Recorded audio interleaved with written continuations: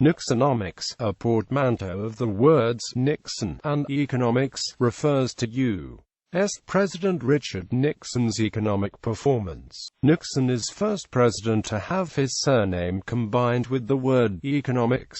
Nixon inherited a weak economy from President Lyndon B. Johnson, who didn't follow the advice of his economists. In 1969, a tax bill passed that held several Nixon ideas, including a repeal of the investment tax credit and removal of 2 million of the nation's poor from the tax rolls. After a year, it was becoming obvious that the plan wasn't working. Nixon gave his budget plan to Congress in 1971, in which he was to use a $11.6 billion deficit. Nixon then publicly agreed with Keynesian economic principles which stated that government expenditure could take the nation out of the recession, which was a considerably unusual view for a Republican president. Arthur Burns, Nixon's appointee to chair the Federal Reserve, shifted away from a tight money policy because the nation's unemployment was sharply rising, as was inflation. In the early months of 1971, Nixon started criticizing the growing wages in the steel industry, so he created the Tripartite Committee to keep a closer watch on the construction industry. Treasury Secretary John Connally announced that the government would need to start taking new measures. Despite this, unemployment had reached 6%. In August, the government had made a new plan for the economy with rather extreme measures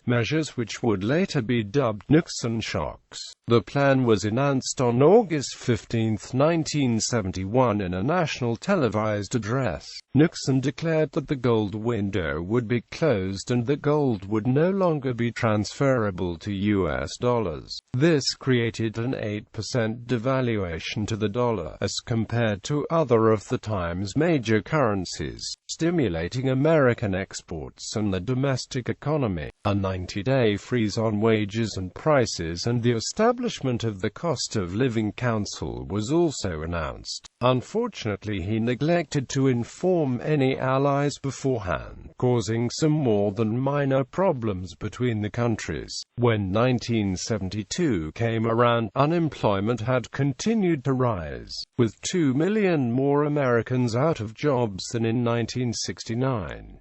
The administration decided it was time to stimulate the economy with a $25.2 billion budget. In the election year, the money supply was expanded by 9%. This caused many to accuse Nixon and Burns of making a deal so that Nixon could win the upcoming election and Burns to keep his government position. Both men denied the accusation.